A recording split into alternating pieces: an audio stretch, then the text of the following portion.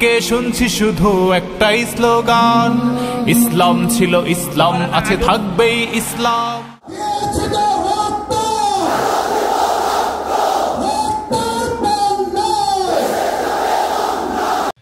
আমার দাদা একটা গল্প বলতেন।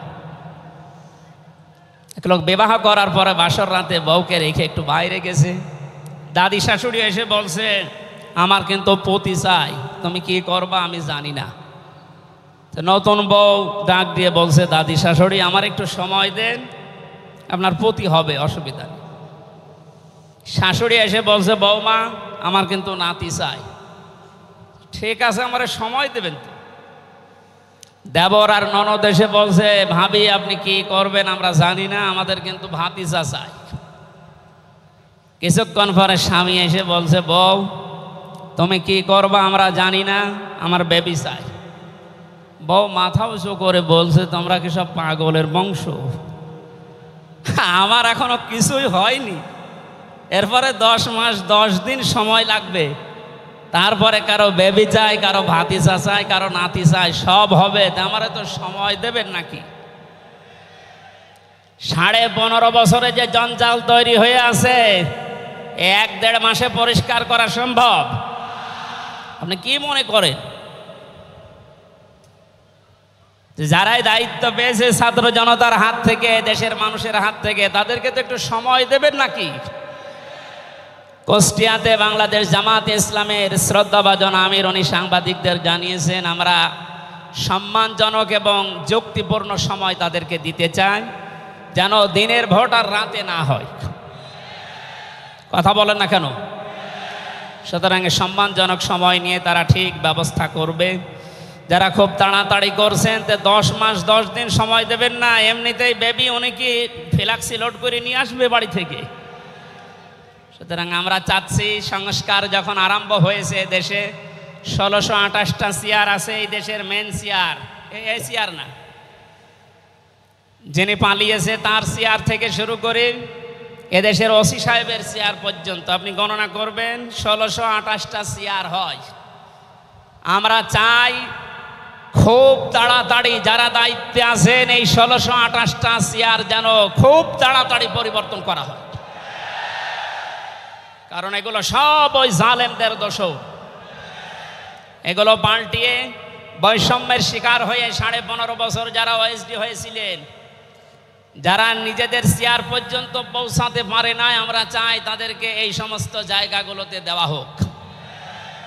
জালেমদেরকে আল্লাহ হেদায়েত দেয় না, তার বাস্তব প্রমাণ কালকের একটা কল রেকর্ড। একজনের জন্মদিন নাকি গোপালগঞ্জে পালন করতে দেয়নি এক ওসি সাহেব, এই জন্য বাইরের দেশ থেকে তাকে হুমকি দিচ্ছে যে তার নাম লিস্ট করে রাখো, আমি যদি কোনোদিন আসি তার খবর কর। আমি কথাটা শোনার পরে মিলালাম, আল্লাহু লা ইয়াহদিল কওমাজ জালিমিন। আল্লাহ যে ইহদি দিয়েছেন মোজারে, বর্তমান ভবিষ্যৎ, প্রেজেন্ট ফিউচার, আল্লাহ তাআলা জানিয়েছেন যে আমি জালেমদেরকে হেদায়েত দিচ্ছি না, দেবও না। কালকের কল রেকর্ড শোনার পরে আমার মনে হচ্ছে ওনার কপালে হেদায়েত নেই এবং আল্লাহ দেবেও না। নয়তো এত কিছু হওয়ার পরেও এই লোকটা হুমকি দিতে পারে, আপনার বিশ্বাস হয়? হেদায়েত চাই না, কারণ আমরা হেদায়েত চাইলেও আল্লাহ দেবেন না। জালেমদের হেদায়েত দেবেন না, আল্লাহ নিজে জানিয়েছেন, কারণ জালেমদের বিরুদ্ধে মামলা দায়ের করবে আল্লাহ নিজে। এটা আমি বানালাম। সূরা শূরা 25 নম্বর পারা 6 নম্বর পৃষ্ঠার 13 নম্বর লাইনের 42 নম্বর আয়াতে আছে, ইন্নামাস সাবিলু আলাল্লাযিনা ইয়াযলিমুনান নাস ইলা আখির আয়া। আল্লাহ পাক বলেন, অবশ্যই আমি আল্লাহ নিজে মামলা দায়ের করব, কেস করব, অভিযোগ দাখিল করব তাদের বিরুদ্ধে যারা মানুষ হয়ে মানুষের বিরুদ্ধে জুলুম করে। আল্লাহ ইয়াজলিমুনাল মুসলিমুনা দেননি, যে মুসলমানদের উপরে যারা জুলুম করে, ইয়াজলিমুনান নাস দিয়েছেন, যারা মানুষের উপরে জুলুম করে, অত্যাচার করে। এরা আমির হামজার মামলার আসামি না, এরা সরাসরি আল্লাহর মামলার আসামি। 1628 জন যারাই ছিলেন আর আপনারা কিন্তু বাংলাদেশের কারো মামলার আসামি না, সবাই এখন আল্লাহর মামলার আসামি। মামলার বাদী যত বড় হয় মামলা তত কঠিন হয় এবং জামিন পাওয়াও তত কঠিন হয়। আপনারা জানেন আমি 3টি বছর জেলে ছিলাম। আমার যে মামলা ছিল আমার মনে হয় যদি সাজা লাগিয়ে দিত সর্বোচ্চ 3 মাস, কিন্তু মামলার বাদী যেহেতু একেবারে আল্লাহর ওলি, এই জন্যে বহুবার মামলা সিএমএম কোর্ট, জজ কোর্ট, হাইকোর্টে ওঠার পরও বলে না, হবে না। এই কয়েকদিন আগে মামলা আমার সব খারিজ হয়ে গেছে। আমি মনে করলাম মাননীয় আদালতকে প্রশ্ন করি যে আমার এই মামলা তো আপনার কাছে 3 বছর ছিল, এতদিন তো কিছুই করেননি, হঠাৎ এখন বলছেন কোনো দোষ নেই, সব বেকসুর খালাস করে দিলাম। মামলাটা হাতে নিয়ে উনি বলছে এর ভেতরে তো কোনো মাল ম্যাটারেস নেই, কি দিয়ে বিচার করব, সব বাদ দিয়ে দিলাম। তো এতদিন এই কথা বললে তো আমার 3 বছর জেলে থাকা লাগে না। উনি এইটাই বলতো যে হুজুর আমার হাত বাঁধা ছিল। কি বাধা ছিল? এখন যেহেতু হাত খোলা ন্যায় বিচার করতে পারছেন, আমরা চাই এদেশে যত চেয়ার আছে সব হাত যেন আবু সাইদের মতো এভাবে খোলা থাকে। এভাবে হাত খোলা চান না? কিয়ামতের আগে কোনো জালেম এদেশের চেয়ারে আর আসতে পারবে না ইনশাআল্লাহ। সতর্ক থাকা লাগবে আমাদের। এই জন্য যারা তাড়াহুড়া করছেন আপনারা একটু শান্ত হন, আগে 10 মাস 10 দিন সময় দেন। কথা বলেন না কেন? আমি আর নিচে নামলাম না। আল্লাহ আপনাদেরকে সম্মতি দান করুন, আমি কথা বলার প্রথমে আমি স্মরণ করছি 2024 সালের আগস্টের 5 তারিখ পর্যন্ত যারা মুক্তভাবে কথা বলার পরিবেশ তৈরি করে দেওয়ার জন্য নিজের জীবন পর্যন্ত দিয়ে গেলেন, শাহাদতের সর্বোচ্চ মাকাম আল্লাহ যেন তাদেরকে দান করেন। আমরা কিছু ভিডিও দেখতে পাচ্ছি, অনেকে বলছে তারা শহীদ হয়নি, তারা নিজেদের বুককে গলির সামনে, অস্ত্রের সামনে পেতে আত্মহত্যা করেছে। তারা কাদের কাছ থেকে কি পেয়ে কি খেয়ে কথা বলছেন আমি জানি না। কোরআনে কারিমে আল্লাহ তাআলা 1500 বছর আগে জানিয়েছেন। শহীদ এই শব্দটা আমাদের এই বাংলাদেশ, ভারত, পাকিস্তানে যেভাবে ব্যবহার হয়, এটা এত সস্তা বিষয় না, অনেক দামি বিষয়। শহীদদের ব্যাপারে কথা যেন মানুষ উল্টাপাল্টা না বলে, এই জন্য মানুষের মুখের উপরে আল্লাহ নোটিশ জারি করে দিয়েছে। আল্লাহ পাক বলেন ওয়ালা তাকুলু লিমান ইউকতালু ফি সাবিলিল্লাহি আমওয়াত বাল আহইয়াউন ইনদা বাল আহইয়াউ ওয়ালাকিন লা তাশউরুন। সূরা বাকারার 154 নম্বর আয়াতে আমি যতগুলো তাফসীর পড়েছি সব মুফাসসির আয়াতের ব্যাপারে একই বক্তব্য দিয়েছেন। আল্লাহ পাক তামাম দুনিয়ার সব মানুষের মুখের উপরে নোটিশ দিয়েছেন ওয়ালা তাকুলু, কেউ এ কথা বলবা না যে মানুষগুলো আমি আল্লাহর জন্য জীবন দিয়েছে এরা মারা গেছে, কথা কখনো বলবা না, কারণ তারা জীবিত এবং তারা, তোমরা এই বিষয়টা বোঝো না, উপলব্ধি করতে পারো না। মুখের পরে মানুষ যেহেতু অন্তর দিয়ে ধারণা করতে পারে, এই জন্য আল্লাহ হৃদয়ের উপরে, অন্তরের উপরেও নোটিশ দিয়েছেন ওয়ালা তাহসাবান্নাল্লাযীনা কুতিলু ফি সাবিলিল্লাহি আমওয়াতা বাল আহইয়াউন ইনদা রাব্বিহিম ইরযাকুন। সূরা আলে ইমরানের 169 নম্বর আয়াতে আল্লাহ জানিয়েছেন মুখ দিয়ে তো বলাই যাবে না যে শহীদরা মারা গেছে, এমনকি অন্তরে ধারণাও আনবে না যে শহীদরা মারা গেছে, বরং তারা জীবিত এবং আমি আল্লাহর কাছে তারা রিজিক প্রাপ্ত হচ্ছে। বলেন আল্লাহু আকবার। এই আয়াতটা যে 100% বাস্তব। আমি কিছুদিন আগে গিয়েছিলাম গাইবান্ধা, বাংলাদেশ ইসলামী ছাত্র শিবিরের সদস্য ছিলেন ভাইটা।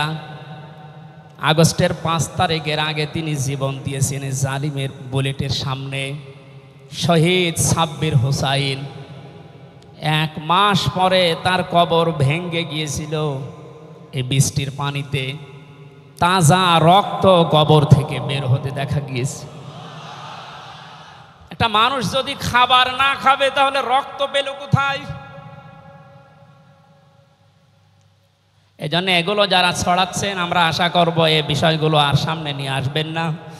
আমরা কোরআনে কারিমের আয়াতের উপরে 100% বিশ্বাস করি এবং কথা বলি, জালেমের জুলুমের সামনে যারা নিজের জীবন পর্যন্ত দিয়ে গেলেন আগস্টের 5 তারিখের আগ পর্যন্ত, প্রত্যেকেই শহীদ যাদের ঈমান আছে,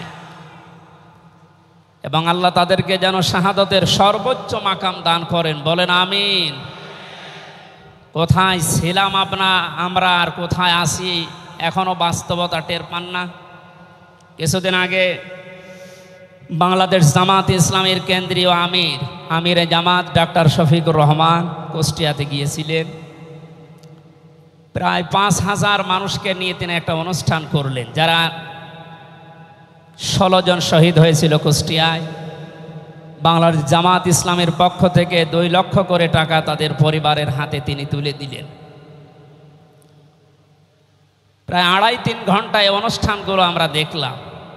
বলেন তো, আগস্টের 5 তারিখের আগে 5000 না, এরকম মানুষ যদি 5 জন এক জায়গায় হইতো 14টা মামলা হয়ে যেত।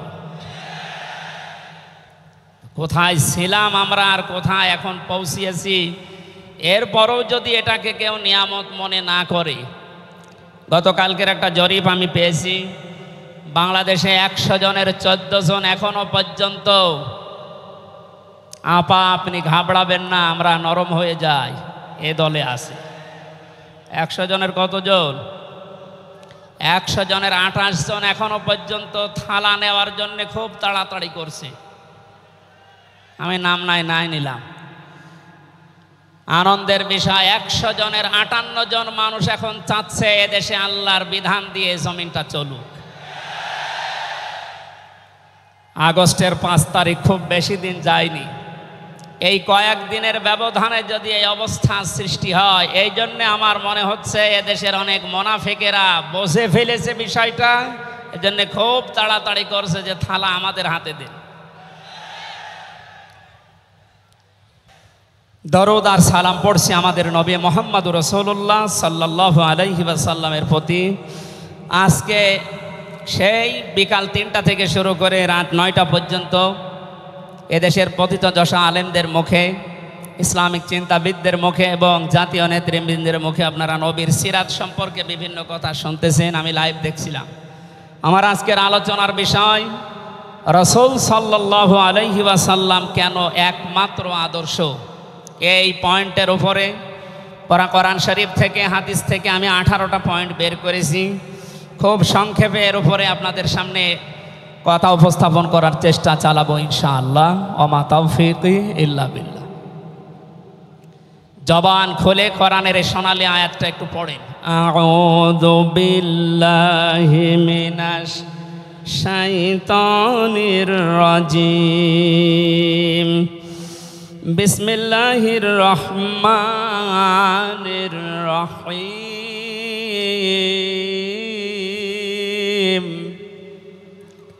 লাকাদ কানা লাকুম ফি রাসূলিল্লাহি উসওয়াতুন হাসানাহ। সাদাকতা ইয়া রব্বানা। সূরা আহজাব 21 নম্বর আয়াতের প্রথম অংশ আমরা তেলাওয়াত করলাম। আমার আলোচনার বিষয় হচ্ছে বিশ্বনবী কেন একমাত্র আদর্শ।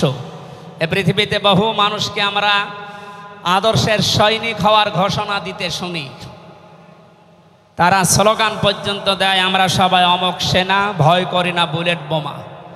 আজকের আলোচনার পরে এটা ক্লিয়ার হবে, বিশ্বনবী বাদ দিয়ে অন্য কারো আদর্শের সেনার ঘোষণা যদি কেউ দেয়, এ মারা গেলে নবীর সুপারিশ থেকে বঞ্চিত ও চির জাহান্নামী।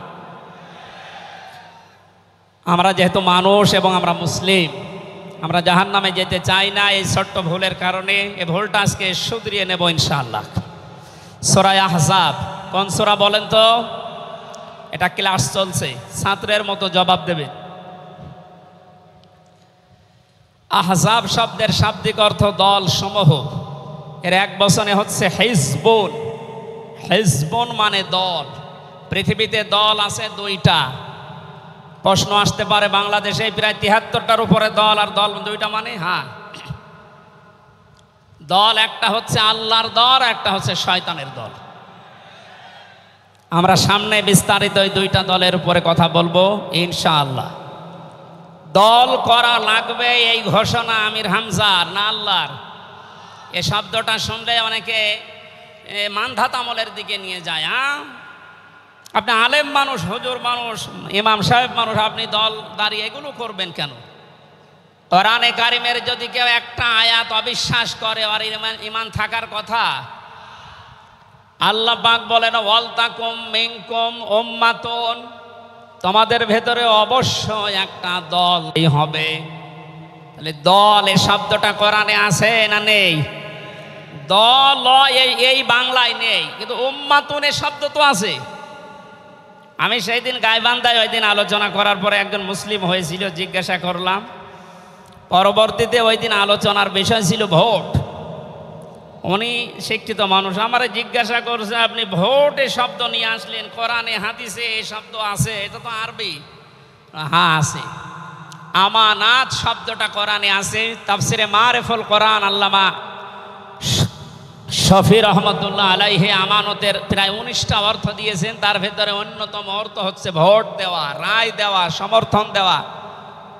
সুতরাং কেউ যদি ভোট এটাকে দুনিয়ার কোনো বিষয় মনে করে এড়িয়ে যায়, সে কিন্তু মরণের পরে ধরা খাবে। কথা বলেন?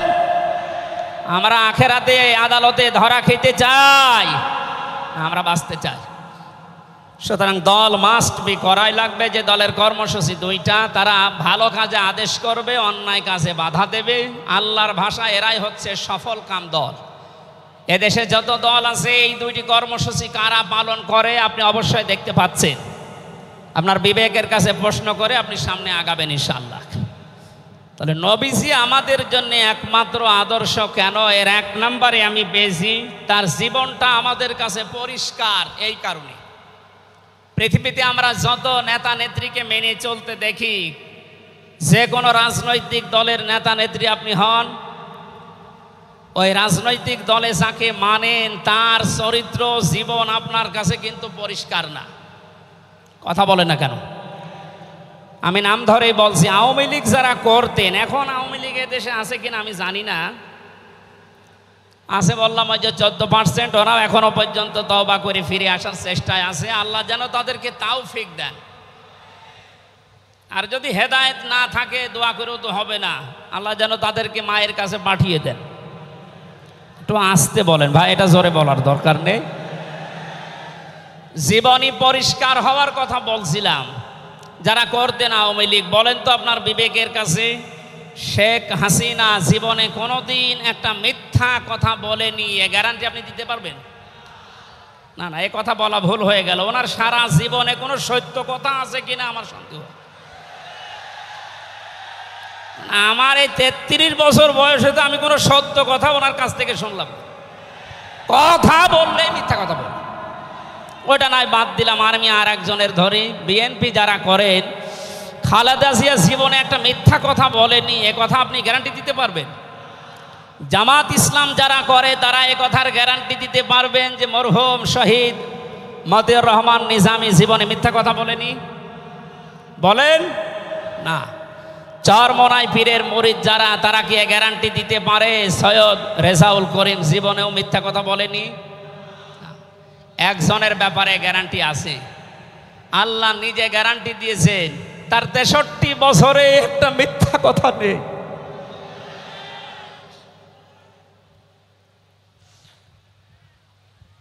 এই জন্য বিশ্বনবী আমাদের একমাত্র আদর্শ হওয়ার কারণ এই যে জীবনে 63 বছরে একটাও মিথ্যা কথা বলেননি। জোরে বলেন আল্লাহু আকবার। এটা যে কত বড় বিষয় আপনি চিন্তা করলে আপনি চিন্তার রেখা শেষ করতে পারবেন না। আমাদের দিনের ভেতরে 24 ঘন্টায় কত মিথ্যা আসে, আর তার পুরা 63 বছরের জীবনে একটা মিথ্যা কথা তিনি বলেননি। 2 নম্বরে পেয়েছি আমি, তিনি উন্নত চরিত্রের অধিকারী ছিলেন। এমন চরিত্র আল্লাহ তাকে দিয়েছিলেন। আমি 3 জন নবীর নাম পেয়েছি, আল্লাহর নামের সাথে তাদের নাম আল্লাহ মিলিয়ে দিয়েছেন। হযরত ইসমাঈল আলাইহিস সালামকে আল্লাহ ডাক দিয়েছিলেন গোলামিন হালিম, আমার সহনশীল বান্দা। হযরত ইসহাক নবীকে আল্লাহ বলেছিলেন গোলামিন আলিম, আমার জ্ঞানী বান্দা। আর মুহাম্মদ রাসূলুল্লাহকে আল্লাহ ডাক দিয়েছেন ওয়া ইন্নাকা লাআলা খুলুকিন আযীম। জোরে বলেন আল্লাহু আকবার। বৃষ্টি হচ্ছে না বাইরে? এখানে ওঠাউঠি করেন কেন? বসেন বসেন।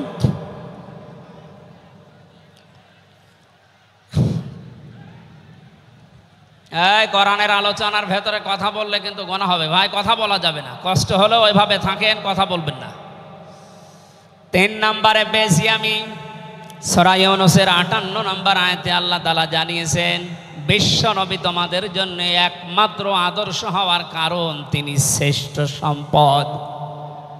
قل بفضل الله وبرحمته فبذلك فليفرحوا هو خير مما يجمعون। নবী আপনি বলুন, তাম দুনিয়ার মানুষেরা যা গেইন করে, যা অ্যাচিভ করে, যা অর্জন করে, যা কিছু পেয়ে আনন্দে আছে, আমি আল্লাহর কাছে এই পৃথিবীর শ্রেষ্ঠ সম্পদ হচ্ছে আপনি। জোরে বলেন আল্লাহু আকবার। সুতরাং আপনার আদর্শ পেয়েছে যারা, সে মানুষগুলো যেন আনন্দে থাকে, তারা যেন খুশি হয়। এই জন্য আগস্টের 5 তারিখের আগ পর্যন্ত এদেশের 100 জনের মাত্র 15 জন মানুষ বিশ্ব নবীকে একমাত্র আদর্শ মানতেন। তারা খুশি ছিলেন, রাজি ছিলেন।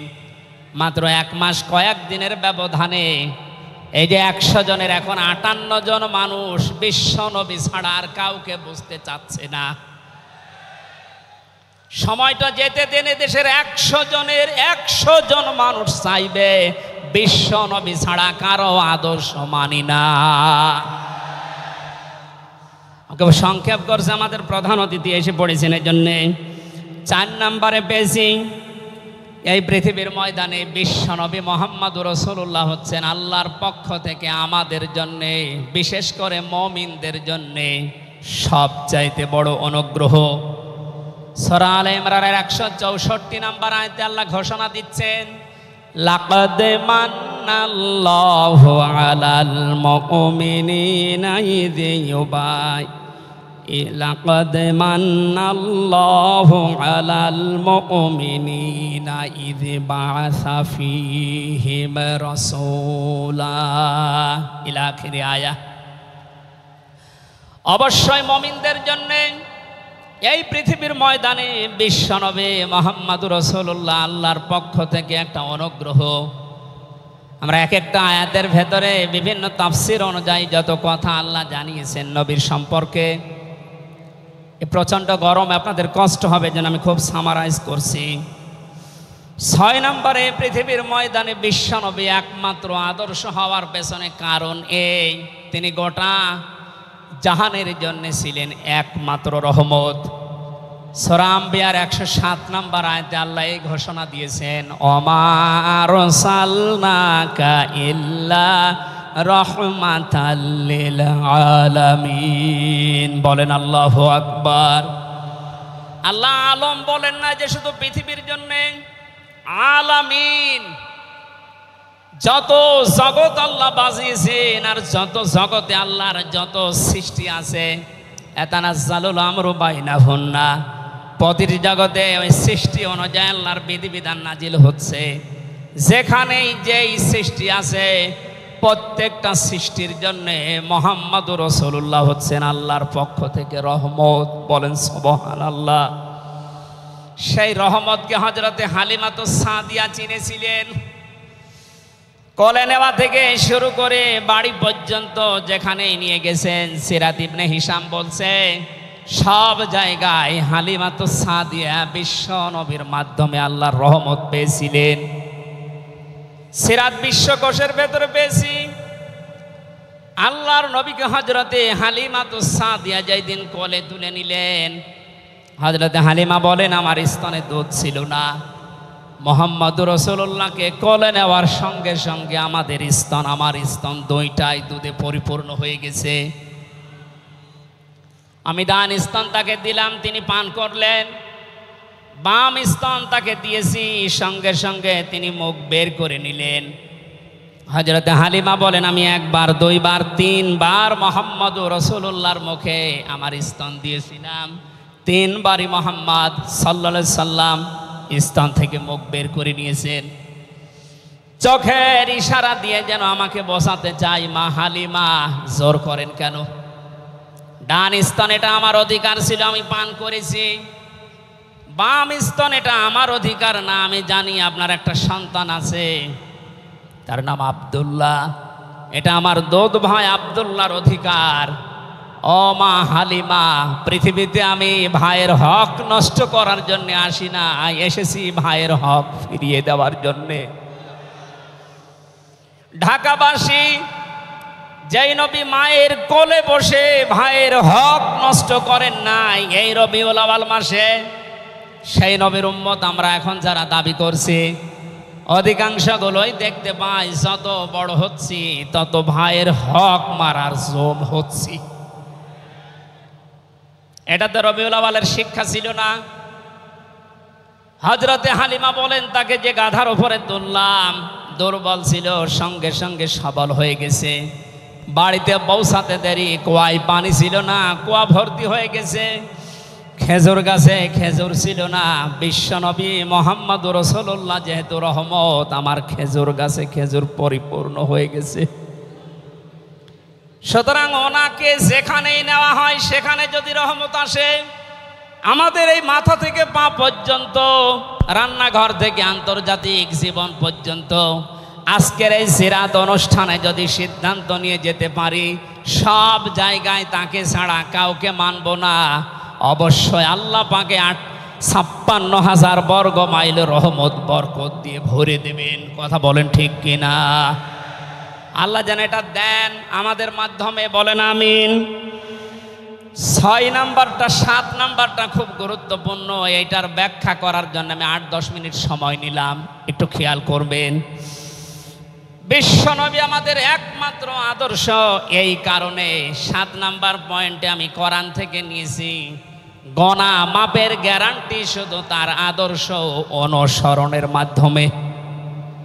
পৃথিবীতে বহু মানুষ আছে, বহু বিশ্ব নেতার দাবি অনেকে করছে, অনেকে বিশ্ব মানবতার দাবি করছে, অথচ বিশ্ব নেতা হওয়ার জন্য যে 7টা কোয়ালিটি লাগে আমরা অধিকাংশ মানুষের ভেতরে পাই না, আন্দাজে শুধু ঢোল বাজায়।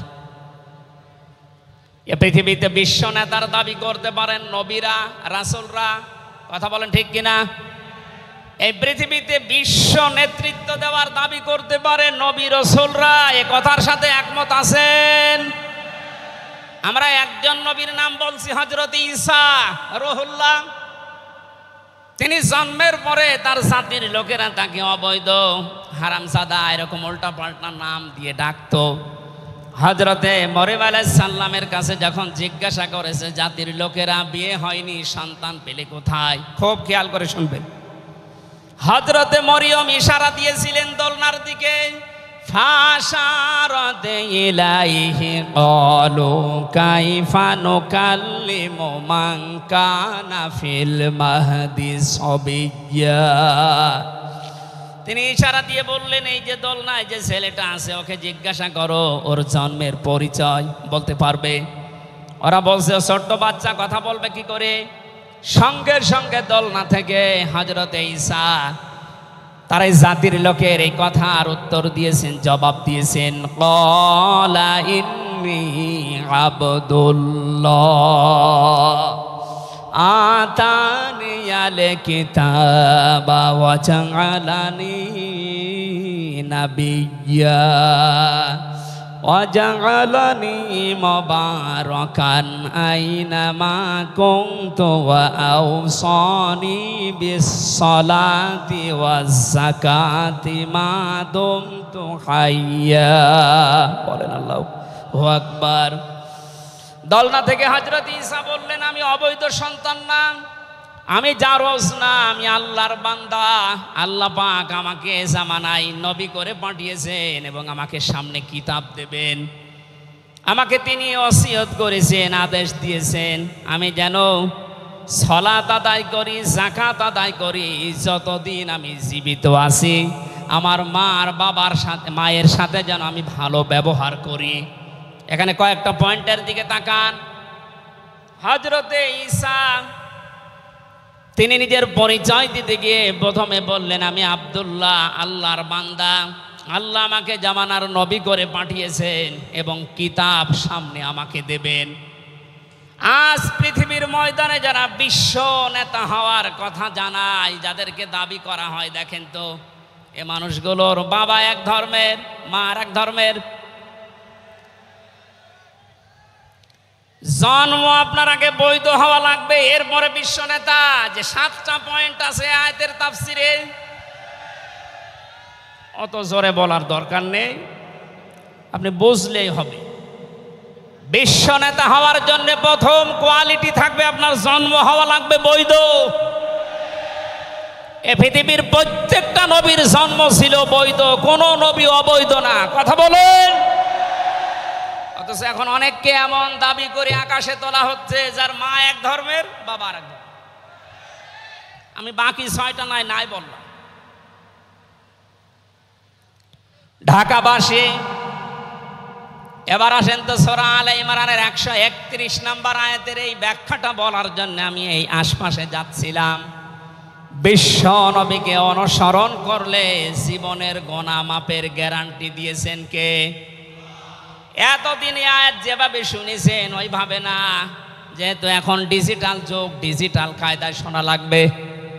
কুল ইন কুনতুম তুহিব্বুনাল্লাহা ফাত্তাবিউনি ইউহিব্বুকুমুল্লাহ ওয়া ইয়াগফির লাকুম যুনুবাকুম আল্লাহু গফুরুর রহিম।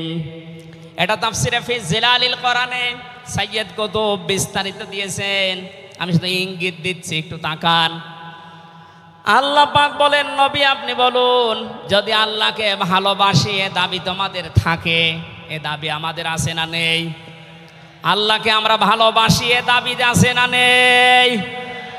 আল্লাহ বলেন, দাবি যারা করে তাদেরকে আপনি বলেন যে ফাত্তাবিউনি, তারা যেন আপনার অনুসরণ করে। আল্লাহ পাক বলেন, তারা যদি আপনার অনুসরণ করে ইউহিব্বুকুমুল্লাহ, আমি আল্লাহ নিজেই তাদেরকে ভালোবাসা আরম্ভ করব। আমি যদি কাউকে ভালোবাসি, তার জীবনের অপরাধগুলো মাফ করে দেই। আমি গফুর, আমি রহিম। এ পর্যন্ত বাংলা অর্থ ছিল। এবার আসেন ব্যাখ্যায়। এদিকে আসেন আপনারা, এদিকে আসেন। ফাত্তাবিউনি, আমার অনুসরণ করো, আমাকে দেখে দেখে চলো। এখন এই অনুসরণ করা লাগবে কি নবীজির জীবনের আংশিক না পূর্ণাঙ্গ? আরো জোরে বলেন, আংশিক না পূর্ণাঙ্গ? আব্দুল্লাহ ইবনে উবাইয়ের দিকে তাকান, এ লোকটা অনুসরণ করেছিল কিন্তু আংশিক। এই জন্য মুনাফিকের সর্দার হয়ে মারা গেছে। কথা বলেন ঠিক কিনা?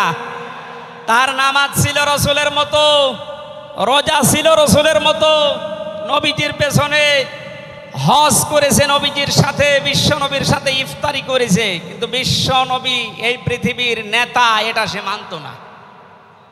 আজ বাংলা সহ বিশ্বে বহু মুসলমান এই থিওরিতে আছে, তারা নামাজ রসুলের মতো পড়ে, রোজা রসুলের মতো রাখে, কিন্তু সমাজ নবীজি, রাষ্ট্র নবীজি 10 বছর কোরআন দিয়ে চালিয়েছিলেন, এইটা মানতে তারা রাজি না। এ মানুষগুলোর অনুসরণ হচ্ছে আংশিক না পূর্ণাঙ্গ? সুতরাং আংশিক অনুসরণ করলে আল্লাহ কি আপনাকে ভালোবাসা আরম্ভ করবে? না। ইউহিব এটা মোজারে, বর্তমান ভবিষ্যৎ, প্রেজেন্ট ফিউচার। যখন আপনি পূর্ণাঙ্গ অনুসরণ করার জন্যে দাড়ি থেকে মাথা থেকে শুরু করে পা পর্যন্ত, রান্নাঘর থেকে শুরু করে আন্তর্জাতিক জীবন পর্যন্ত সব জায়গায় বিশ্ব নবীকে অনুসরণের সিদ্ধান্ত নিয়ে নেমে পড়বেন, আল্লাহ তখন ভালোবাসা আরম্ভ করবে। এ কথা বুঝে এসেছে? সুতরাং আমাদের অনুসরণ হবে কি আংশিক না পূর্ণাঙ্গ? আরো জোরে বলেন। নবীজির মতো নামাজ পড়া যেমন, বিশ্ব নবীর মতো রাষ্ট্র চালাতেও হবে ওই রকম।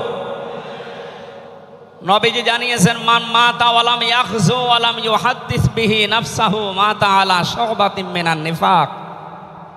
যে লোকটা মরে গেল কিন্তু তার এই চিন্তা ভাবনা ছিল না যে জমিন আল্লাহর কোরআন দিয়ে চলুক, এই লোকটা মুনাফিক হয়ে মরবে, কেউ তাকে বাঁচাতে পারবে না। অথচ এই হাদিসটা সামনে নিয়ে বাংলাদেশে আমরা এখনো অনেককে নামাজ পড়া, রোজা রাখা, দাড়ি রাখা, জুব্বা গায়ে দেওয়া মানুষকেও মুনাফিক হয়ে মরার সম্ভাবনা দেখতে পাচ্ছি। কথা বলে ঠিক কিনা?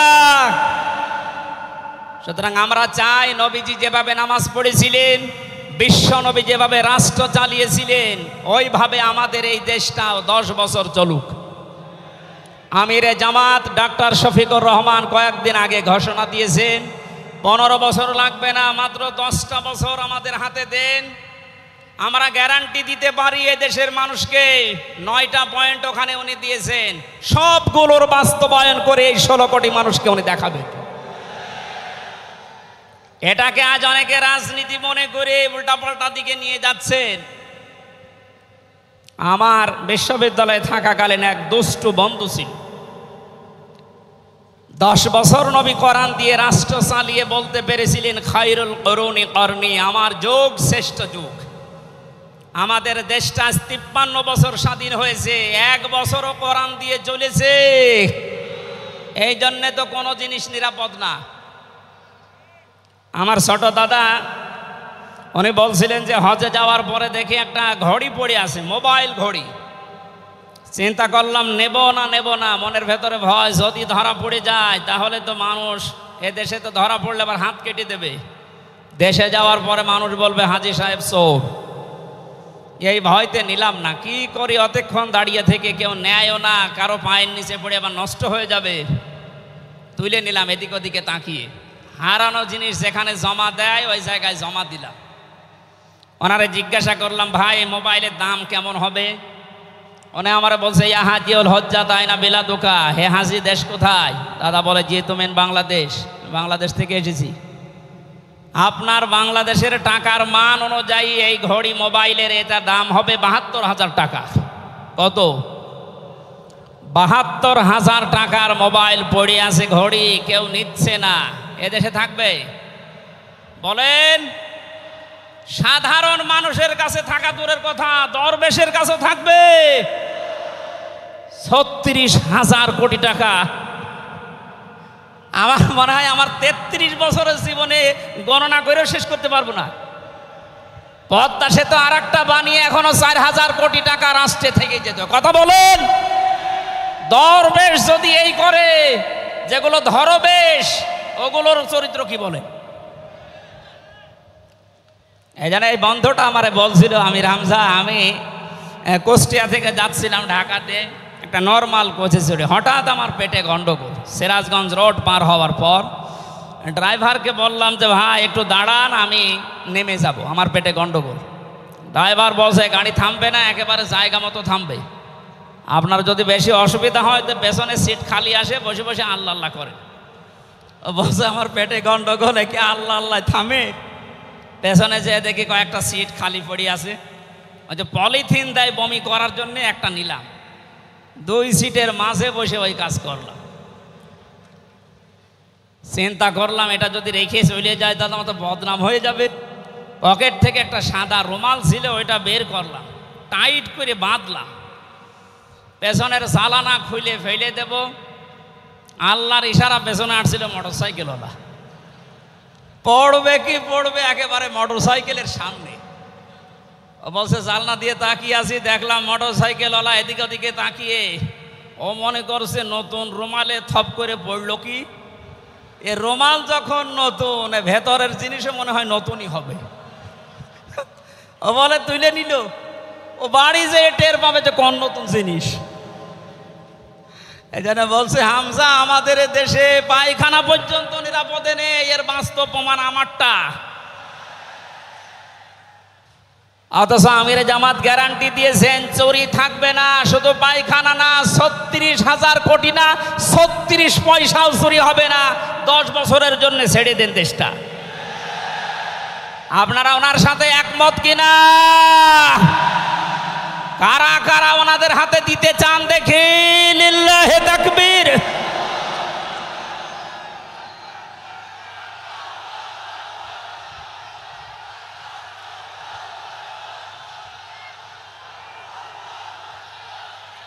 আলহামদুলিল্লাহ ভাই, এটা রেকর্ড হচ্ছে। এটা শুধু এই সামিয়ানার নিচে নেই, 18 কোটি মানুষ শুনতেছে। যারা এই ময়দানের থেকে হাত তোলা দেখে তারাও হাত তুলেছে। আমরা চাই এই হাত যেন আল্লাহর জন্য আপনারা তোলেন, মানুষকে দেখানোর জন্য না। সুতরাং আমরা যদি বিশ্ব নবী মুহাম্মদুর রাসূলুল্লাহর অনুসরণ আংশিক করি, আল্লাহর ভালোবাসা পাওয়া এখনো আমরা আরম্ভ করিনি। এই হিসাবে দেশের অনেক পীর, অনেক ইমাম, অনেক খতিব, অনেক আলেম, অনেক জনতা এখনো আল্লাহর ভালোবাসা পাওয়া আরম্ভ করেনি। গোনা মাফ, জান্নাত তো দূরের কথা। কারণ আল্লাহর ভালোবাসা যে পাওয়া আরম্ভ করবে, তার জীবনের গোনাগুলো আল্লাহ মাফ করবে, তাকে জান্নাতে দেবে। সুতরাং রাসূলুল্লাহ আমাদের একমাত্র আদর্শ হওয়ার কারণেই তাকে অনুসরণ করলে এ গ্যারান্টি পাওয়া যায় যে জীবনের গোনা আল্লাহ মাফ করে দেন। জোরে বলেন সুবহানাল্লাহ। 9 নম্বরে পেয়েছি, বিশ্ব নবীর সাথে কেউ যদি বেয়াদবি করে তাহলে সে ধ্বংস হয়ে যাবে। আপনি তাকান, তার আপন চাচা আবু লাহাব, এটা যদি সিরাতুন নবী মাহফিল, আমাদের ঢাকাতে এগুলো হয়তো নেই, এগুলো চট্টগ্রাম আর সিলেট বিভাগে বেশি পাওয়া যায়। রবিউল আউয়াল মাস আজকে শেষ, এ মাস আসলেই অনেককে দেখি নবীর জন্ম নিয়ে, নবীর মিলাদ নিয়ে আনন্দে আত্মহারা হয়ে যায়। পরিষ্কার ভাষায় বলছি, বাংলার মানুষেরা, নবীর মহাব্বত, নবীর ভালোবাসা মাস্ট বি লাগবেই। কিন্তু নবীর জন্ম নিয়ে, নবীর মিলাদ নিয়ে যদি কেউ শুধু আনন্দ করে মেতে থাকে, নবীর আদর্শর কোনো খোঁজ নেই, আপনি এই মুহূর্তে জেনে নিতে পারেন যে আপনি জাহান্নামী। তার প্রমাণ নবীজির আপন চাচা আবু লাহাব আর আবু তালেব। এই দুইজন চাচা নবীর আদর্শ পেয়ে খুশি ছিল না, তারা নবীর জন্ম পেয়ে খুশি ছিল। নবীর মিলাদে, নবীর জন্মে তারা এত খুশি হয়েছিল, আবু লাহাব নিজের কাজের মেয়েকে পর্যন্ত আজাদ করে দিয়েছিল। আবু তালিব নিজের সন্তান হযরতে আলীকেও কাছে রাখতো না। আল্লাহর নবীর জন্মে লোকটা এত বেশি খুশি হয়েছিল, যতদিন পর্যন্ত তার আন্ডারে ছিল নবীজি, ততদিন নিজের ছেলে বাদ দিয়ে বিশ্ব নবীকে কাছে রেখে ঘুমাতো। অথচ তাদের পুরা দুইজনের জীবন আমি পড়ে দেখেছি। দুইজন চাচা, বিশ্বনবী মুহাম্মদুর রাসূলুল্লাহর দুইজন চাচা শুধু নবীর জন্ম মিলাদ নিয়ে আনন্দে ছিল, আদর্শ পেয়ে তারা আনন্দ করে নাই, মেনে নেয় নাই। জন্য দুইজনেই জাহান্নামী। বলেন নাউজুবিল্লাহ। সিস্টেম অপর পৃষ্ঠায় দেখুন, আরো দুইজন চাচার নাম আমরা জানি, হযরতে হামজা, হযরতে আব্বাস রাদিয়াল্লাহু তাআলা আনহুমা। এই দুইজন চাচা শুধু নবীর জন্মে মিলাদে খুশি ছিলেন না, তারা নবীর আদর্শ পেয়ে খুশি হয়েছিলেন। এই জন্যে দুইজনেই জান্নাতি। বলেন সুবহানাল্লাহ। হযরতে হামজা, হযরতে আব্বাস যে জান্নাতে গেছে কোনো সন্দেহ আছে? আল্লাহ কোরআনের আয়াত নাযিল করেছেন তাদের নামে, রাদিয়াল্লাহু আনহুম ওয়া রাদু আন। আল্লাহ পাক বলেন আমি তাদের উপরে রাজি হয়ে গেছি যেমন তারা আমার উপরে রাজি। সুতরাং হযরতে আব্বাস, হযরতে হামজা দুইজনেই নবীর আদর্শ মানার কারণে জান্নাতি। আমরা এদের মতো হতে চাই। বলেন আমিন। এখানে একটা কথা আছে, হযরতে হামজা আব্বাস রাদিয়াল্লাহু তাআলা আনহু, তিনি কিন্তু অনেক আগে মুসলমান হয়েছিলেন গোপনে, কিন্তু প্রকাশ করেননি। এ মাসলাটা বলছি এই কারণে, 152 জন সমন্বয়কের ভেতরে 108 জন বাংলাদেশ ইসলামী ছাত্র শিবিরের নেতা এবং পরীক্ষিত কর্মী। তারা আজ অনেক জালেম এবং অনেক মুনাফিক পর্যন্ত, এমন অনেক আলেম নামে জালেম পর্যন্ত এই বিষদগার করছে। নাম যেহেতু দেখেছে ছাত্র শিবির, এই জন্য তাদের চুলকানি। কেন ওরা এতদিন পরিচয় প্রকাশ না করে এই কাজ করলো? ওরা মুনাফিক, ওরা শয়তান। যেখানে বিশ্বজিতের মতো হিন্দু সে রেহাই পায় না, সেখানে পরিচয় দিয়ে মার খাবে। সুতরাং সাদিক সাহেব এবং SM ফরাদ ভাই সহ যারা পরিচয় গোপন করে এই জালেমের বিদায়ের জন্য এই বিপ্লব আমাদেরকে এনে দিয়েছেন, তাদেরকে প্রত্যেক থানায়, জেলায়, রাজধানীতে সংবর্ধনা দেওয়া দরকার। তারা এটা এমনিতেই করে নাই, তারা হযরতে আব্বাসের জীবন থেকে করেছে। অথচ হযরত আব্বাস রাসূলের বিরুদ্ধে বদরের ময়দানে বিরুদ্ধে যুদ্ধ করার জন্য আবু জাহেলের পক্ষ নিয়ে গিয়েছিল, অথচ তিনি ওই সময় মুসলমান। তার মানে নিজের পরিচয় গোপন করে বাস্তবতার নিরিখে স্থান কাল পাত্র বেদে একটা কৌশল, এটা একটা হেকমা। ও জীবনে কোরআনই পড়ে নাই, হাদিস পড়ে নাই, ও ফতোয়া দিচ্ছে যে এ হচ্ছে মুনাফিক। এই জন্য ওনারা যা করেছে, আমি এখানে 9টা পয়েন্ট এনেছিলাম। সাদিক সাহেব ভাই সহ SM ফরাদ ভাই সহ 108 জন যা করেছে, সব নবীদের থেকে, নবীর মাদের থেকে, নবীর সাহাবীদের থেকে, নবীদের চাচার থেকে শিক্ষা নিয়ে এই হেকমতটা অবলম্বন করেছে। আল্লাহ তাদেরকে যেন সর্বোচ্চ মাকাম দান করেন, বলেন আমিন। আসতেছে মেহমান। বেয়াদবি করলে যে মানুষের জীবন ধ্বংস হয়ে যায় রাসূলের সাথে, তার প্রমাণ পেয়েছি নবীজয় চাচা আবু লাহাবের জীবন থেকে।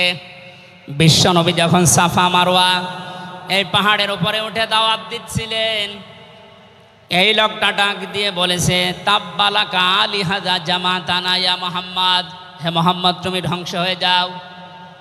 তাফসিরের কিতাবে সূরা লাহাবের তাফসিরে পড়েছি, আবু লাহাব মুহাম্মদুর রাসূলুল্লাহকে শুধু ধ্বংস হয়ে যা এ কথা বলে নাই। সামনে একটা পাথর ছিল, পাথরটা হাতে নিয়ে নবীজির দিকে এভাবে নিক্ষেপ করেছিল। ঢাকাবাসী খুব খেয়াল করে শোনেন, এখানে আমার 2টা পয়েন্ট আছে। আবু লাহাব 1500 বছর আগে মুহাম্মদুর রাসূলুল্লাহর দিকে যে পাথর নিক্ষেপ করেছিল, তাফসিরে ফি জিলালিল কোরআন মুফাসসির লিখেছেন সাইয়্যিদ কুতুব, যে নবীজির সামনে পাথরটা পড়েছিল, নবীজির শরীরে লাগে নাই। আল্লাহ পাক সঙ্গে সঙ্গে তার জন্য কোরআনের আয়াত নাজিল করলেন, শুধু এই হাতের জন্য না, তাব্বাত ইয়াদা আবি লাহাবি ওয়া তাব।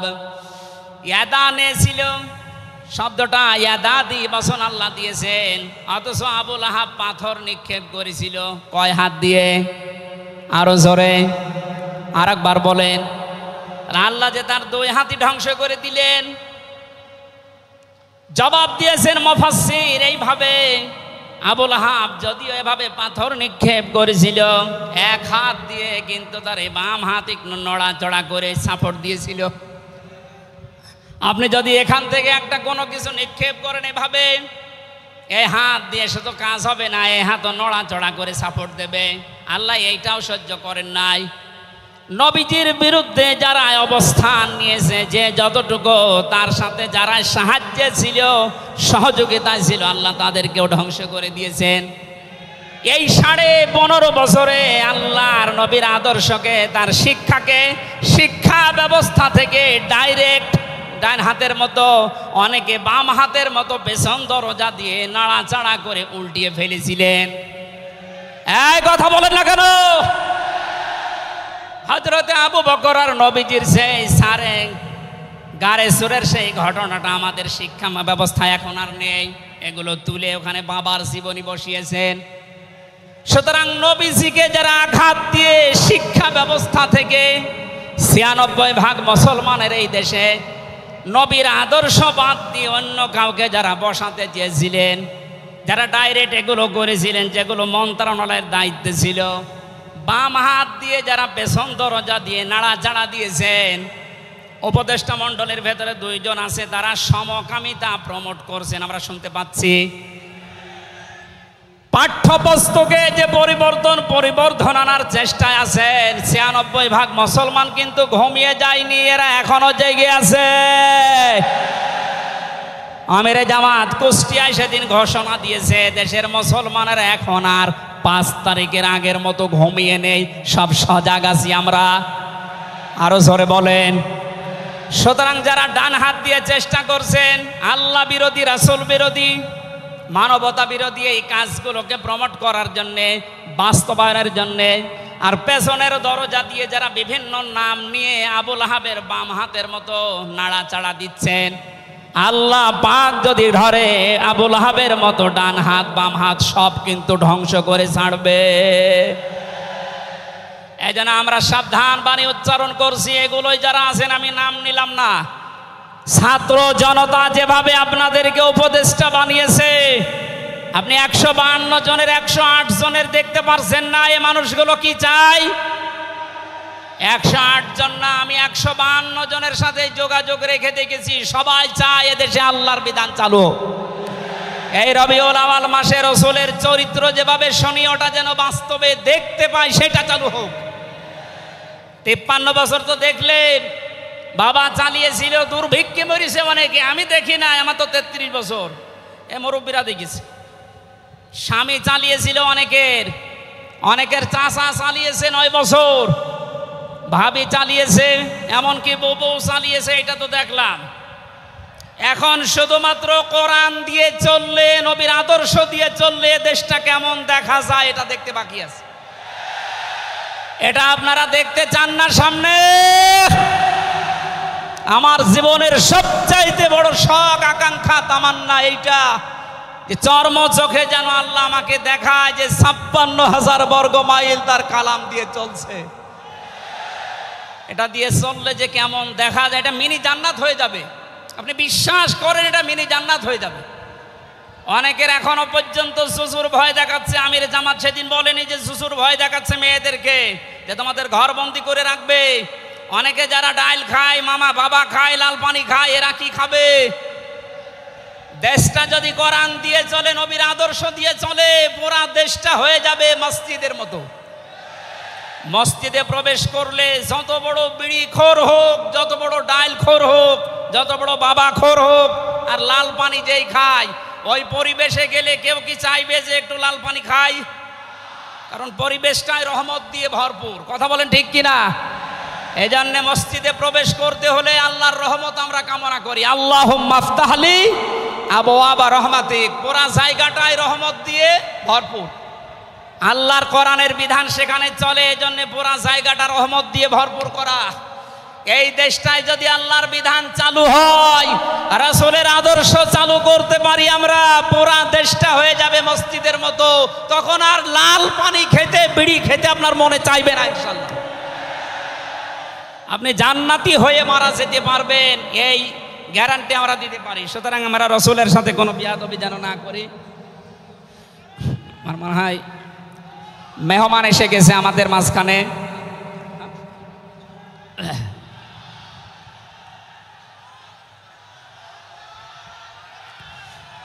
লিল্লাহে তাকবীর। আওলাদে রাসূলের আগমন, আওলাদে রাসূলের আগমন। আমাদের মাহফিলের প্রধান অতিথি আওলাদে রাসূল আল্লামা আনোয়ার হোসাইন তাহের আল জাবেরি আল মাদানী মাদ্দাজিল্লাহুল আলী আমাদের মাঝে এসে গেছেন। আমরা যে প্রচণ্ড গরমে আপনারা কষ্ট পাচ্ছেন, এবং উনি যেহেতু এসে গেছে, এখন আর কথা বলা মনে হয় ঠিক হবে না। আমি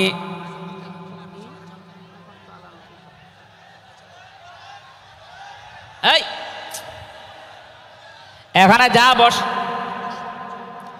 এখানে যা বসা আছে সব আমার উস্তাদের উস্তাদ। এই জন্য আমি কথা বলতে চান, পয়েন্টগুলো শেষ করছি। 10 নম্বরে পেয়েছি তিনি শরীয়ত প্রণেতা। হ্যাঁ বললে হালাল, না বললে হারাম। সুতরাং তার সম্মান অনেক বেশি। 11 নম্বরে তিনি ছিলেন দাঈ ইলাল্লাহ, তিনি ডাকতেন শুধুমাত্র আল্লাহর দিকে। কার দিকে? আমি একটা পয়েন্ট এখানে বলি, খুব খেয়াল করে শুনবেন। সূরা হামিম সেজদার 33 নম্বর আয়াতটা এতদিন যেভাবে শুনেছেন ওইভাবে না, একটু ভালো করে খেয়াল করে শোনেন। আল্লাহ পাক বলেন, ওমান আহসানু কাওলাম মিম্মান দাআ ইলাল্লাহি ওয়া আমিলা সালিহাও ওয়া ক্বালা ইন্নানি মিনাল মুসলিমিন। ওই লোকটার কথার চাইতে আর উত্তম কথা কে বলে দুনিয়ায়? যে লোকটা আল্লাহর দিকে মানুষকে ডাকে, নিজে ভালো ভালো কাজের আঞ্জাম দেয়, আর নিজে পরিচয় ওপেন করে যে আমি একজন মুসলমান। আমি কি? বাংলার মুসলমানেরা, আপনি আয়াতের দিকে 3টা বিষয় খেয়াল করেন। এদেশে কম বেশি আমরা 96% যেহেতু মুসলমান, এই জন্য আল্লাহর দিকে আমরা ডাকি, এটা আমি মেনে নিলাম। 2 নম্বরে ভালো ভালো কাজের আঞ্জাম আমরা নিজের জায়গা থেকে হলেও কম বেশি দিতে পারছি বা দেই। 3 নম্বরে যেটা ওয়াকালা ইন্নানি মিনাল মুসলিমিন, আমি মুসলমান, এই ঘোষণা দেওয়ার মতো পরিবেশ এই দেশে এখনো আসে নাই। কথা বলেন, এখন এমন জায়গা অনেক আছে যেখানে আমি মুসলমান এ কথা বলা এখনো সম্ভব না। সুতরাং আয়াতের 3 নাম্বার, এটা যদি বাস্তব এই চর্মচোখে দেখতে চান যে আমি মুসলমান, এই পরিচয় দিয়ে আমি এই পৃথিবীতে টিকে থাকতে চাই, তাহলে এই দেশটা কোরআনের হাতে দেওয়া লাগবে, মাস্ট বি। কথা বলেন ঠিক কিনা? সুতরাং আমাদের এখন থেকে ডাক হবে কোনো পীরের দিকে না, কোনো বাবার দিকে না, আমাদের একমাত্র ডাক হবে আল্লাহর দিকে। জোরে বলেন আমিন। 12 নম্বরে বেশি তিনি যুদ্ধবন্দীদের সাথে এমন ভালো আচরণ করতেন। ইয়ামামার একজনের নাম পড়লাম হাদিসের পাতায়, বিগ লিডার ছিলেন এই লোকটা, সামামা ইবনে ওয়াসাল রাদিয়াল্লাহু তাআলা আনহু। বদরের ময়দানে তিনি ধরা পড়লেন, সাহাবীরা তাকে বেঁধে রেখেছে মসজিদের ভেতরে খুঁটির সাথে। নবীজি এসে বললেন, সামামা কেমন লাগে তোমার, কি আচরণ আমার কাছে আশা করো? লোকটা বলে, মুহাম্মদ সাল্লাল্লাহু আলাইহি সাল্লাম, আপনি আমাকে মেরেও ফেলতে পারেন, ছেড়েও দিতে পারেন। নবীজি তাকে বললেন, সামামা এই দুনিয়ায় শেষ দুনিয়া না, আর একটা জগৎ আমাদের সামনে আসে। ইসলামের বিশাল কিছু তার সামনে তুলে ধরলেন। বাড়িতে যাওয়ার পরে নিজের হাতে রান্না করে খাবার পাঠালেন তার জন্যে। দ্বিতীয় দিন আবার তাকে দাওয়াত দিলেন ইসলামের। বিশ্ব নবী নিজে উটের দুধ এক সাহাবীকে দিয়ে দহন করিয়ে গরম করে পাঠালেন। মনে হচ্ছে তিনি জামায় আদর করছেন, অথচ সে লোকটা যুদ্ধবন্দী। একটা যুদ্ধবন্দী মানুষের সাথে বিশ্ব নবীর যে আচরণ, এ পৃথিবী অবাক হয়ে গেছে। অথচ এই 15.5 বছরে যুদ্ধবন্দী না, কারাবন্দী, তাও অন্যায় ভাবে। আরে ভাই, আমার তো 3 বছর পরে যেহেতু মামলা খালাস করে দিয়েছে, আদালত কর্তৃক প্রমাণ হয়েছে যে আমি নির্দোষ, আমার কোনো দোষ নেই, তাহলে আমার মামলার আয়ু থেকে শুরু করে একেবারে ওই উপর পর্যন্ত যিনি পালিয়েছেন, এ পর্যন্ত যারা জড়িত ছিল, আমি চাই তাদের প্রত্যেকে যেন 3 বছর জেলে থাকে। এইটাই ন্যায় বিচার হবে। এই কথা বলে না কেন? আমার জন্য 3 বছর, ব্যারিস্টার আরমানের জন্য 8 বছর, 11 বছর। কত বছর? আপনি যে চট করে ঢুকে পড়বেন, আগে 11 বছর থাকেন, এরপরে।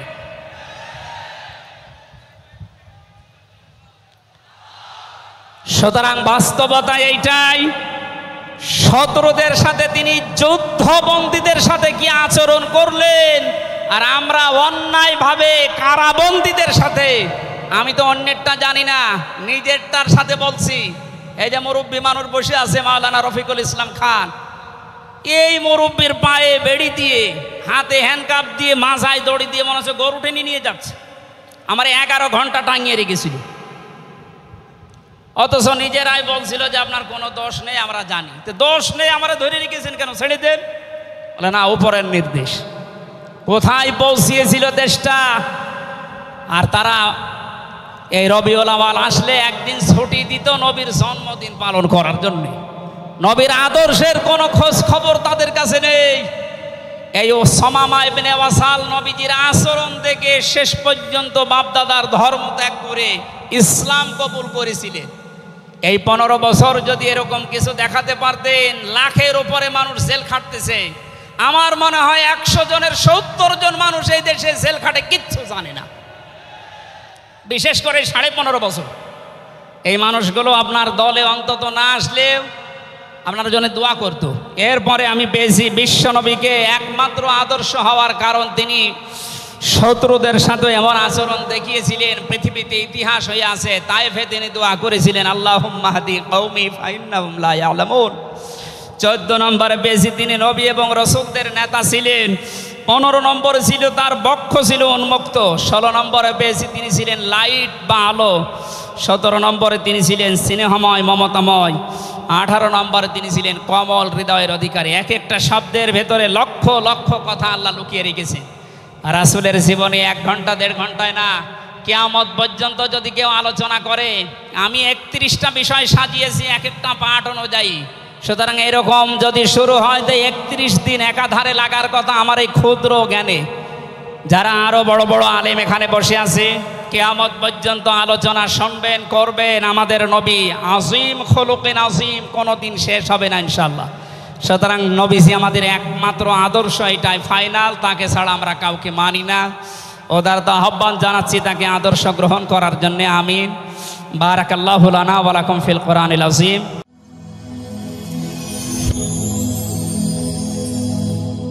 Rose TV 24. Enjoy by listening to the Holy Quran.